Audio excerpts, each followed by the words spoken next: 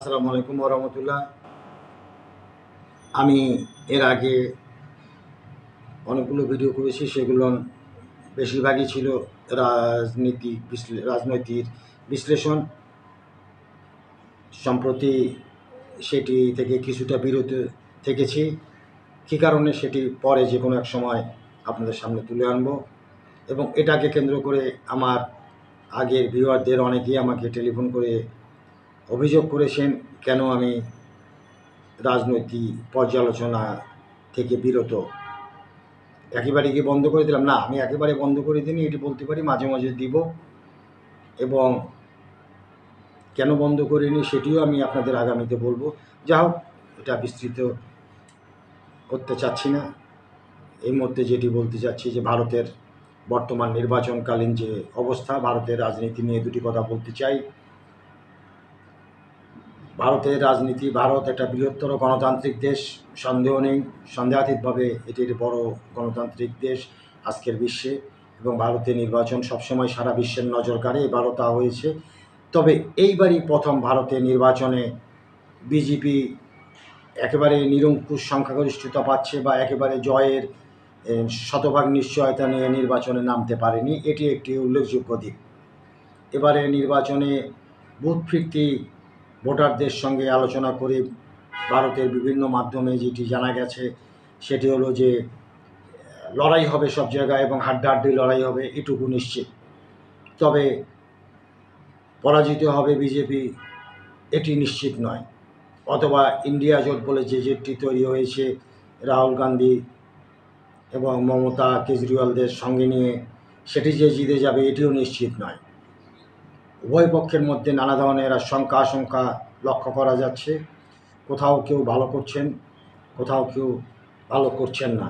এটি নির্বাচনের একটি মাজেজা, এবং সে মাজেজা এখন পুরোপুরি চলছে। চতুর্থ দফায় আজকে ভারতে নির্বাচন হচ্ছে।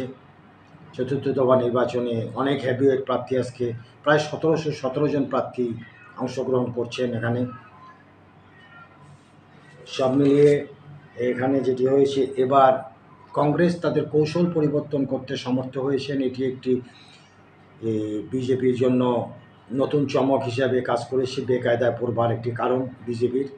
এবং বিজেপি নিজেদের প্রচারণার চাইতে এই মুহূর্তে ভারতে যেটি লক্ষণীয় সেটি হলো ইন্ডিয়া জোটের বিরুদ্ধে, রাহুল গান্ধীর বিরুদ্ধে, রাহুল গান্ধীর পরিবারের বিরুদ্ধে, কংগ্রেসের বিরুদ্ধে বেশি বক্তব্য রাখছেন, যেটি সাধারণের তেমনভাবে সাড়া মেলতে পারছে না।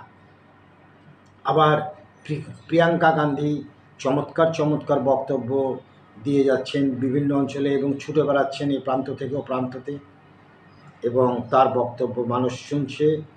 একেবারে সম্মোহনী কায়দায় তার বক্তব্য মানুষ লুফে নিচ্ছে, এবং প্রচুর পরিশ্রম করতে হচ্ছে এই মুহূর্তে নরেন্দ্র মোদীকে। প্রচুর খাটাখাটি করছেন তিনি। তার যে ক্যারিসমেটিক ক্যারেক্টার যে বিগত নির্বাচনগুলোতে দেখা গিয়েছিল, এবার সেটি দেখা যাচ্ছে না। এটি একটি উল্লেখযোগ্য দিক। আবার কেজরিওয়ালকে জেলে নেওয়া এবং কেজরিওয়াল মুক্ত হয়ে আবার ছুটে বেড়াচ্ছেন সব জায়গায়, সেটি আরেকটি দিক যেটি বিজেপির জন্য যথেষ্ট ক্ষতির কারণ হয়েছে। কাশ্মীরে বিজেপির অবস্থা ভালো না। সব মিলিয়ে এখন যে অবস্থা আছে তাতে করে সুনিশ্চিত করে বলা যায় না যে বিজেপি জিতে যাবে বা হেরে যাবে, অথবা ইন্ডিয়া জোট জিতে যাবে বা হেরে যাবে। আমাদের আরও একটা দুটো ধাপ অপেক্ষা করতে হবে, তাহলে মোটামুটি একটা ধারণা মানুষ নিতে পারে। তবে এখন পর্যন্ত যেটি মানুষ ধারণা করছে সেখানকার নির্বাচন পর্যবেক্ষক মহল, সেটি হলো যে লড়াই হবে, এবং সে লড়াই হবে হাড্ডাহাড্ডি। সম্ভাবনা রয়েছে ইন্ডিয়া জোটের এগিয়ে যাবার, জিতে যাবার। আবার একেবারে সুনিশ্চিতভাবে হেরে যাবে বিজেপি সেটিও বলা যায় না, তাদেরও সম্ভাবনা রয়েছে 50-50 জিতে যাবার। একেবারে যে নিরঙ্কুশভাবে জয় পাবে, সুনিশ্চিতভাবে জয়ী হবে, এটি বলা যাচ্ছে না। এই হলো সর্বশেষ অবস্থা। দেখা যাক, আমরা অপেক্ষায় রইলাম এই বৃহত্তর দেশটির ভোটে কী হয় সেটি জানবার জন্য, যার উপর বিশ্ব রাজনীতি অনেকখানি নির্ভরশীল।